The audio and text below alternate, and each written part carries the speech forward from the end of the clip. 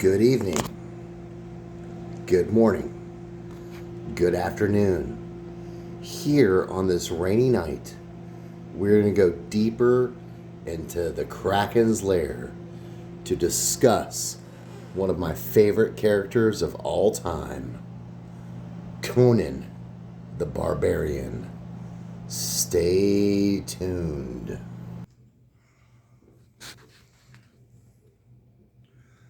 Know, O Prince, that between the years when the oceans drank Atlantis and the gleaming cities, and the years of the rise of the sons of Eris, there was an age undreamed of, when shining kingdoms lay spread across the world like blue mantles beneath the stars. Hither came Conan, the Cimmerian, black-haired, sullen-eyed, sword in hand, a thief, a reaver, a slayer, with gigantic melancholies and gigantic mirth, to tread the jeweled thrones of the earth under his sandaled feet. Yes, we are talking Conan the Barbarian. Stay tuned, my loyal subscribers, for a very fun video.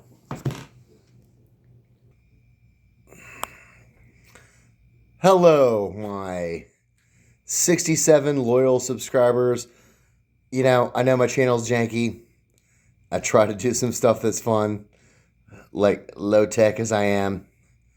Welcome. If this is your first time watching one of my videos, or if you've watched all of my videos, awesome. Welcome. We're discussing Conan. Now, I have been a fan of Conan, since I was maybe like somewhere between 10 and 12. I've got these here, all these books. Robert E. Howard stories when they, other authors took over the mantle of finishing stories that he only had just like pale outlines of or whatever. I love them all. Robert E. Howard, a young guy, late 20s, early 30s, writing in the 30s about this killer, this barbarian of an elder age. And there was like sex, there was, magic, strange magic, eldritch spells, and just death and blood, and I was hooked. It's not surprising to me that Marvel Comics in the 70s was like, wow, there's a lot here. So, this is my Conan comic book run. I recently had this graded. Janky channel, people. Sorry. Conan number 1. Super pleased with that 7.0. You can go back and watch some of my other videos. I actually got this for free. I had like eBay bucks. This was like a number of years ago. So I had eBay bucks, and this wasn't super expensive. Barry Smith cover. I was at what do they call it? Like when you're in middle school, book fair. And there was like this little paperback that was like the first 3 stories of Conan. And that was my introduction. And I was like, yes, I want these. Yes, I must have these. And it took a few decades for me to actually do it. What's coming next? They're not super valuable, but I know a lot of people don't have them. Once again, I had a subscriber. This is like months and months and months ago, where I showed like this or something, and it was like, dude, show your Conan run. So that's what I'm going to do. Most all of these books I got for less than 20 bucks. So, going into like prices or condition, it really doesn't matter. I just want to show the run. Conan 1. Number 2. This is so cool because like they go into battle at some point and he has been taken a slave. So he's got like the wrist manacles and like the chain broken off at one of the wrist points. And he's like, oh no, I don't need a sword. I'm just gonna use this chain. I'll go out there, kill somebody, take their sword. I do really like the helmet. I was sort of sad when they got rid of it. Um, I don't know why that decision was made, but I like the helmet. And you will see this is a very nice grade. Yes, a ding. Once again, I'm not going to go into too much about condition. I paid $17 for this. So that is Conan number 2. This is Conan number 3. I see a lot where it's touted as a limited run print, but I don't ever see a problem like acquiring this print. So I don't know if that's hype or for real. But this is actually a really cool story. Once again, Barry Smith art. I love it. Number 3. Now, before, like years and years before I got 1, 2, or 3, I was at a little flea market, Cosmic Debris, in this rural place like outside where I live, and I found this. And at this point, I was like, this was my earliest Conan. And they were only asking like a couple of bucks. I was like, dude, it's Conan number 4. Like, raw, I've got to have this. And there's this giant spider thingy. Awesome. So I got it. Number 5.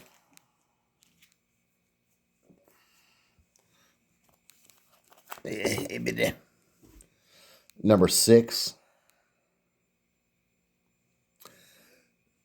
A lot of these are actual, Robert E. Howard stories that they adapted. It's been years since I looked inside these books. So I'm sure some were just, extrapolated stories or, Marvel creations. But so fun. Giant bat lifting off the princess who's like, holy, what just happened here? But here's Conan. See, now here's the transition. He's got the helmet. Don't have the helmet. And that's about the last time you see that. Number 7. Look, I paid $1. Like I said, these aren't... wait, somebody had it at $2.25. I mean, they're not valuable, but the stories are great. It's 15 cents. Marvel Comics. You can find these, obviously affordable, and they're fun reads, man. If you like sword and sorcery or good artwork or good stories, these are great. There's number 8. Yeah, see? No helmet. Here's some zombie ghoul warriors. She's like, all the treasure is mine. He's like, well, you know what? Maybe we got to get out of this situation first. Because he's like dropping his gold. But, once again, I love these. Number 8. Number 9. the god of fear. Now this girl's like holding on for dear life. She's like, don't let me go. Well, I don't want to let go of you. And he's like, nah, the demon's got a hold of me. Roar, roar, roar. So fun. Number 10. Call the Conqueror. Another Robert E. Howard creation. Now, I don't have 11. Number 12, obviously a different cover artist, is probably Buscema. The price has now gone up to 20 cents, peeper.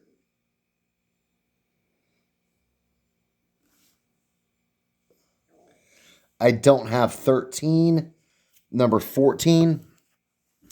This introduces to Marvel Comics Elric of Melnibone, a Michael Moorcock character with his sword Stormbringer, which is actually like two demons bound together. So like when the sword kills you, it not only like kills you, it like sucks your soul into the blade, which gives the blade even more power. Kind of cool. Once again, here's a girl holding on. Help me, Conan. And he's like, I'm busy. I'm busy with this guy. Some lightning, some stuff. Coming, Elric. And she's like, save me. A sword called Stormbringer. That's pretty cool. This ties that up. Number 15. Elric again. I don't like the stupid gnome hat. He was much cooler than that, but okay, whatever.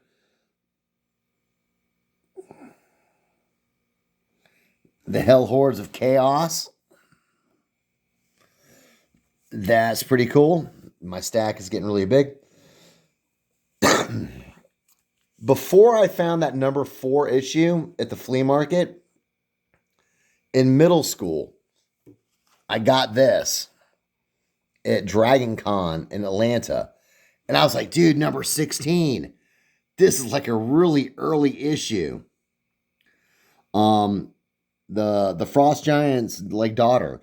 This reprints Savage Tales number 1. But they did some creative editing where like, oh, there's some naughty bits. I mean, it's artwork, people. It's not a real naked female, but they changed some of the artwork. A Robert E. Howard story. It was like the Frost Giant's daughter. Awesome. Number 17. Like I was going to see, I spent $10 on it. You know, early 70s. Obviously not a Barry Smith cover.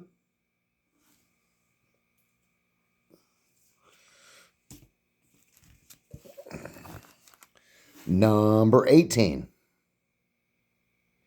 The Thing in the Temple. Now, number 19 is actually a reprint. It's like, you know, so and so, time. It actually reprints Conan number 1. At issue 19, you know, it was supposed to be something different because we got, you know, the Hawks from the sea. The cover, you know, is intriguing that there's a cool story here. Nope. It reprints Conan number 1. But it's still Conan number 19. So, all right, cool.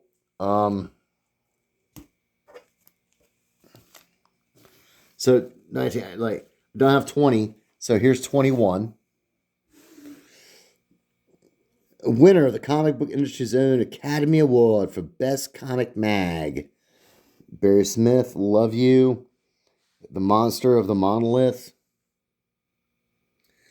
I just loved how he portrayed Conan.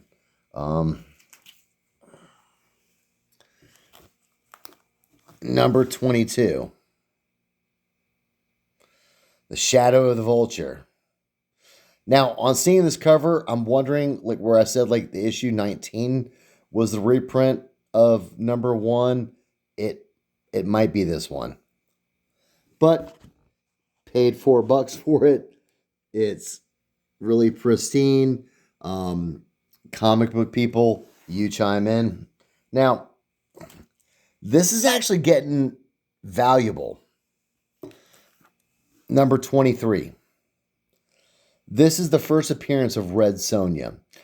I would not be surprised with Disney owning all the Marvel properties, depending on how they negotiate with the Robert E. Howard estate, if Red Sonia doesn't show up in something. And this is her first appearance. This is really nice. The Reds pop. Really good condition. Even if you're not a Conan fan, I mean, well, one, you wouldn't be looking and you would flip past this. Go look it up. This book is getting legs. You can get it fairly inexpensive now. In high grade, it's starting to get expensive. My advice is get a copy of this now. And this follows up first cover appearance, The Song of Red Sonia. Number 24. So that's my Conan run. I hope you guys enjoyed it. I also have like some of like, Savage Sword.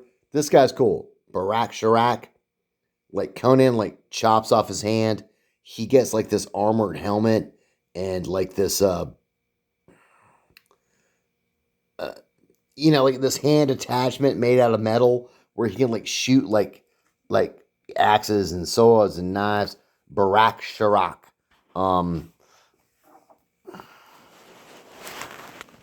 Yeah, that's his name. I'm probably butchering it. Like, what's AQH? Barak Sharak. But like Conan like rips out his eye. He's really pissed off.